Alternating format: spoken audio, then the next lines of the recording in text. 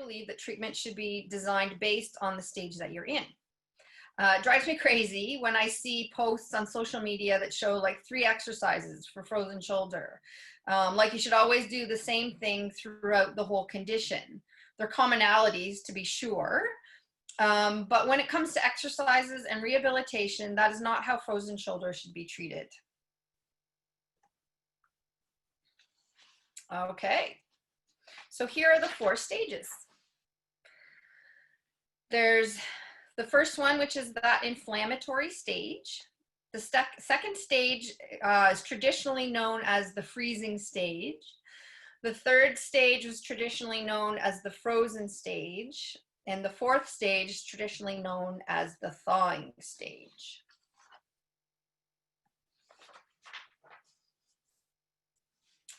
Okay, so stage 1, or the inflammatory phase, usually occurs from 3 to 6 months from the start of your symptoms.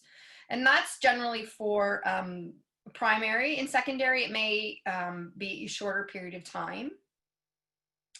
Sometimes it is difficult to diagnose it in this stage because the pain is quite high, but often the range of motion is not yet limited, but it is starting to decrease. The goal in this stage is to decrease pain and inflammation. So I'm going to tell you the do's and don'ts for each of these stages. Do pain relieving exercises, okay? Anti-inflammatory treatments, which both Jen and I will touch on later in the workshop. What I don't recommend to do in this stage is to try to push your stretching. All you're going to do is increase that inflammation that you're working so hard to decrease. Okay, so stage 2, previously known as the freezing stage, is when you start to have that contracture or shortening of that joint capsule. Okay, it is still characterized by a lot of pain. The range of motion begins to decrease dramatically in this stage. Do continue to do pain relieving exercises, pain relieving cardiovascular activities. Anti-inflammatory treatments may still work in the second stage, and it's often difficult to know exactly when you go from one stage to the next anyway. Still, the don't is to try to aggressively stretch the shoulder, okay? You want to try and minimize the contracture, but you don't want to, again, increase that inflammation or irritation in the shoulder joint.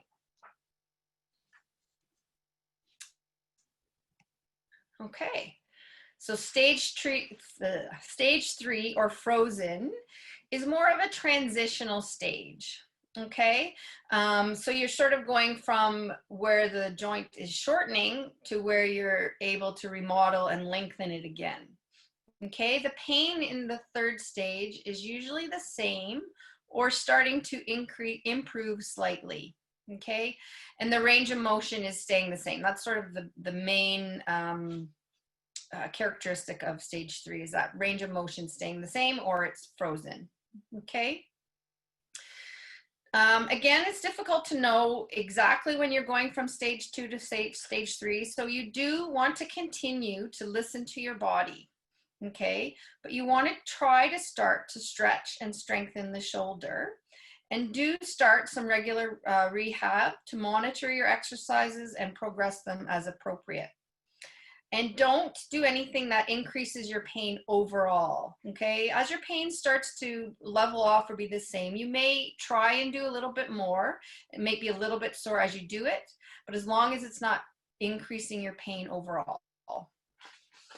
Okay. Stage 4, or thawing stage, is when the capsule starts to remodel, or basically your body keeps laying down new fibers, but it's able to lengthen, okay? Pain is starting to decrease, or in some cases it's absent, okay? And your range of motion starts to improve. Scar tissue can remodel for up to a year after. So, you know, keep trying to push it. So we're going to try and take advantage of the remodeling at that stage to try and push the strength and stretching. Aggressive physiotherapy may help you stretch out your shoulder at this stage. So when I say aggressive, like hands-on work, but also keeping, you know, consistent with your own exercises. Keep your goals in sight. Is it yoga or tennis, or what is it that you want to get back to? And talk about them with your physiotherapist or whoever your rehab specialist is. They can design your program specific to your goals at this stage. You may want to consult an orthopedic surgeon if you're really stuck, if the range of motion is not changing. There are options, which I'm going to speak about a little bit later, again, in the talk. The don't at this stage is don't take time off stretching or be too intermittent with your stretches and strengthening. Consistency is key in this. It's more about doing your stretches more often as opposed to really wrenching your shoulder twice a week.